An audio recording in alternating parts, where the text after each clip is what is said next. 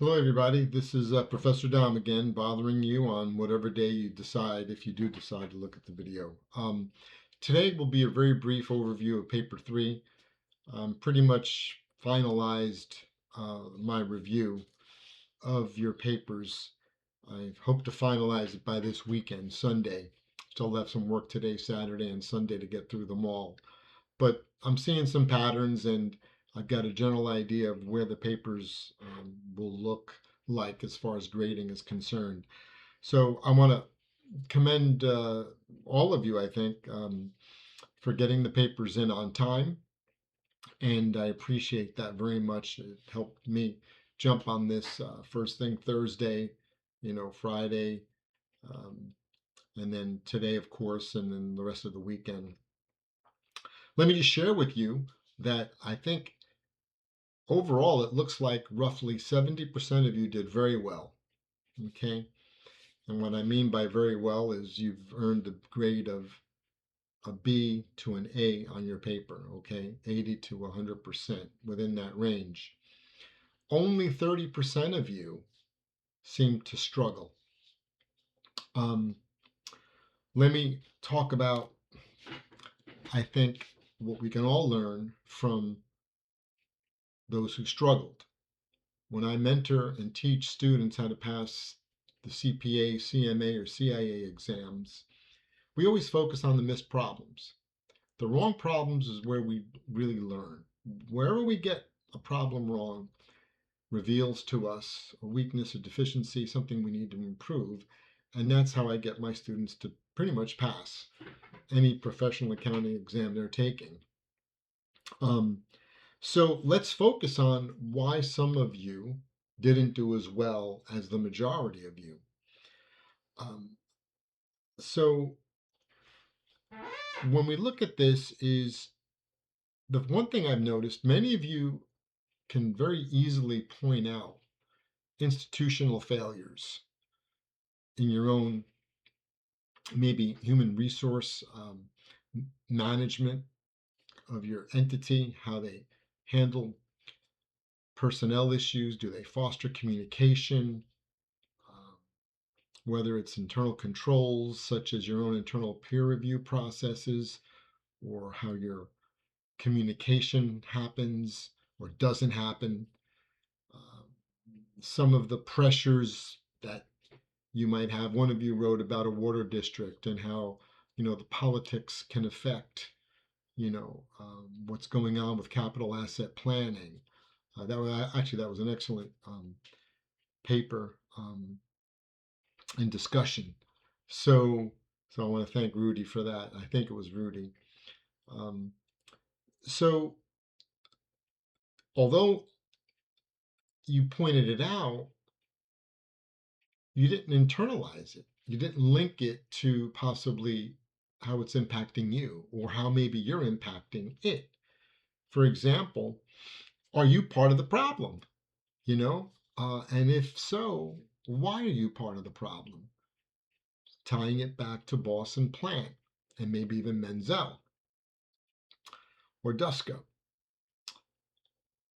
Another question that wasn't really asked or brought out in these papers was, what can I do to make things better? And lastly, will I attempt to make things better? Now, one of you wrote, there's nothing I can do to make it better. And that's fair. And that's an honest answer. No one lost points for being honest in saying that they couldn't improve their work environment ethically. I've been there. I know. I mean, where the points were lost for some of you, you didn't point out what you could possibly do, or in an ideal world, what could be done. The best papers spelled out, these are the things that need to be done. These are the things that I think I could do. And these are the things I know I can't do. Okay? You hit it straight. So the weaker papers didn't really take the institutional observations and personalize them. Okay, that was one area where I think we should all learn from. Okay, are we possibly part of the problem? And if not, how can we make it better? And should we make it better? Some of your ethical failures were vague. You didn't give any examples of, okay, let's say I'm a procrastinator. Some of you noted that you were procrastinators. Well, the papers that lost points didn't explain the impact of that procrastination upon their environment, whether it was work or whether it was at home. Okay. Um, and your ethical failures were not tied to the big three: integrity, competence, and courage. So if I have an ethical failure, and I do, we all do, right? I think of mine in my mind, and as I'm thinking about it now, I'd be embarrassed to tell you what it is. But putting that aside, because yours is probably just as bad, if not worse, than mine, so we're kind of on the same playing field here. I look back and say, is it competence that holds me back? No. Is it integrity? Yeah. Rationalization and courage? Yeah. And it could also be courage. So that's what was absent in some of the papers, that kind of reflection. Okay. Um, you know, and that ties into another area I jotted here. Some of you were very superficial in dealing with your issues. And to me, that was a form of a defense mechanism. Or you just don't care. It's like, look, I had to take this class, or I thought this class was going to be different. I don't like it. I don't like the professor. So I'm just going to give them something. And that's okay. I get it, you know. But this class was to benefit you. Most of you got it. About 70% of you got it. And I'm glad you got it because that was my job. My job was to shake it, rattle, and roll. Okay, that's a good old song too. Shake, rattle, and roll. And I did that. And some of you are going to write the critique and do whatever you want. It's not going to bother me one iota. But in your critique, be fair. That as I shook you, as I rattled you, as I rolled you, it made you think. And I hope it did because 70% of you seem to have gotten it. But the surface level writing were not open, they were not honest. You would not let me in, and that's okay. But this class was designed where you would come with a bit of humility, my friend, to understand that we're all human, including me, and imperfect, and that if you opened up to me, I have opened up to you. I've admitted to you several of my failures. I think I have at least, because if I haven't, call me up and I'll keep you on the phone at least an hour. But that candor was missing. There was no honesty in the paper. You could sense it reading it. Um, you know, it, the surface level writing might have said you're emotional, but it didn't talk about how you could control that emotion. It didn't relate it to, again, your outside environment. All right. There was lack of reflection. We've already talked about that. How does your behavior relate back to the Boston Plant writings about, you know, the frameworks that you use, your core values? Those papers didn't have that. We talked about not referencing to Plant or Boss. And lastly, your corrective action plans or what you would do in the future were aspirational.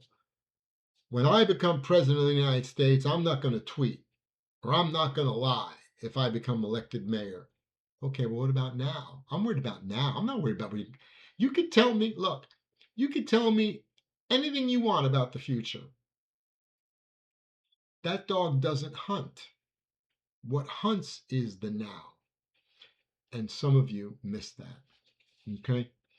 So I have to tell you, um, I'll give a few shout outs.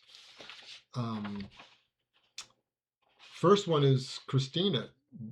You did an excellent, excellent, excellent job in all the processes you highlighted. You know your stuff, you know your environment.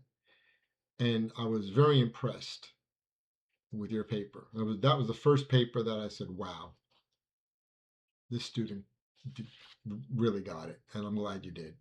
Um, let's see.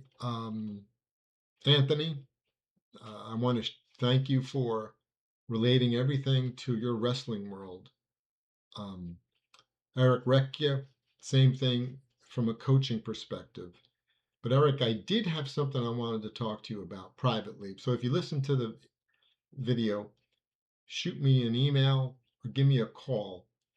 There's something in your paper, very important observation you made, but excellent, excellent paper. So I want to, let's see, who else here really jumped at me?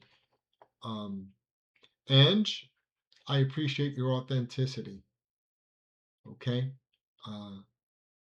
you really put it out on the line, and that's what the class was about. So thank you for that.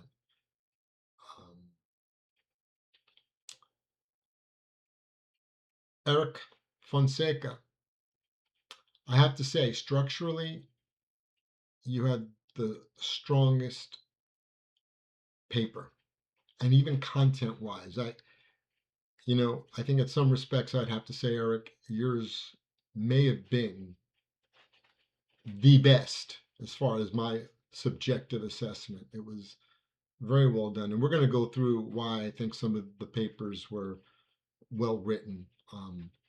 But there are several of you that structurally did a great job. And that was a common theme. Um, so, Isabella, thank you for your paper as well. And Rudy, I have to really hand it to Rudy too. Rudy did an outstanding job with the water district situation he has. And Rudy, I remember our conversation over the phone, man. You and I know what your last name kind of implies. All right. So you've got it. You've got this. We can always talk about it offline too. Okay. We could build on the conversation we had earlier. But some of you, I just had to give you a shout out because I was really impressed with some of the A papers that I received. Now, the best papers, okay, had a professional tone. They were not just written like a diary, okay?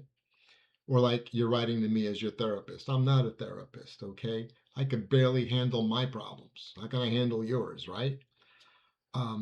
They were authentic. So they were professional, they were authentic, and well structured, okay? All of the people I mentioned here had very well structured papers. I pointed out Eric's, and Eric will know why I pointed his out in particular. Because Eric, it fit perfectly. You get what I'm saying, Eric? It fit Eric Fonseca. It fit perfectly. It was on the right island, in other words, Eric. I also noticed that the papers were written in the active voice, something that we at GAO and at FASAB, and I guess other organizations stress. And just so you know, the active voice is, for example, if I said the report was submitted by Isabella on Wednesday, that would be passive. The report was submitted by Isabella on Wednesday. But if I said Isabella submitted paper 3 on Wednesday, that's active voice. So the subject comes before the verb. in the active voice. You get the reader's attention immediately. And then the verb comes before the object. The object's the last thing. The paper is the last thing that we talked about in that little sentence example I gave you. Review active and passive voice, because some of you that write CAFRs, because I know when I had to do my financial report for the Smithsonian and also when I was at HUD, there were certain documents that we purposely wrote in the passive voice. We kind of built a case, and the conclusion was like at the very bottom. We wanted the reader to follow our logic. Well, that's okay for certain things. Academics might write that way. If you're trying to build an argument to lead the reader like you would lead a horse to water, okay. But typically we write in an active voice because the theory there is I ain't got time to go through 20 papers in 1 hour, right? So I need to have the first sentence of every paragraph or every section tell me what the conclusion is, okay? It's like, I think it was Dwight D. Eisenhower who was asked, how do you write a speech? And I believe it was him. And he said, the way I write a speech is I tell them what I'm going to tell them, then I tell them, and then in the end, I tell them what I told them. And I think that's a nice way to encapsulate how to write in the active voice. So the best papers were, again, professional tone, authentic, well structured. Most of them were active voice. And the last thing is the better papers all used heading sections. They use bolding text, underlines. And you might say, oh, that's fluff. No. This shows me, although it wasn't a grading element, I'm now reflecting on it. This shows me the A papers, those people spent time outlining and organizing in accordance to the prompts that they understood were given. And they structured their paper that way. That shows organization, clarity, and the ability to deliver what needs to be delivered in accordance with the requirements. Papers that did not receive, let's say, the highest grades fell short of that structure, and they kind of forgot some of the prompts. They weren't, answered. So with that being said, folks, I'm going to finish grading the papers hopefully by Sunday night. Get those grades in, and then your overall grades will be calculated by Canvas. But I double check because Canvas gets a little funky. I don't know how it works in your other classes. Your other professors are probably smarter than me. They might know how to work the functionality with the grading rubric. I've done my best, but I think that's why I always maintain a separate Excel spreadsheet to double check the grades. You very well may want to do the same, but I think the majority of you will be very well pleased because you put the work in and you've done well. For those of you that didn't, I always tell my students, the grade you get in class is like you standing in front of the mirror and you find out that, man, I'm a little out of shape. I don't look good as I should or as I want to. And you might ignore it. But the grade is a reflection of who you are, at least in this class, and the level of effort you've given in the class. It doesn't mean that you're inferior in any way or that you did. It's just a reflection of the work that you were able to put in. Okay, so understand that you're free to contact me, but like I said, the overwhelming majority of you did very well, and I'm happy. All right, so I promised you a short video. I didn't lie. I just made a mistake. It's a little longer than it should be. If I don't put out another video, I'm going to wish you a wonderful holiday. That means Merry Christmas. That means Happy Hanukkah. That means Happy Kwanzaa. That means whatever holy day you might celebrate. And if you don't celebrate a holy day, have fun at least. Enjoy. And I wish you a good time. New Year's, same thing. Brand new year. I hope with this course, as some of you wrote, you're going to look at this next year differently. And you're going to be setting yourself up for greater success. Okay? So I mentioned to a couple of you, actually, yeah, I think to a couple of you, if you want to give me a buzz, give me a buzz. But if not, don't sweat it. No big deal. Everything's going, as far as I'm concerned, very well. So thank you. Have a good weekend or week, and we'll be in communication some way. Okay? Take it easy.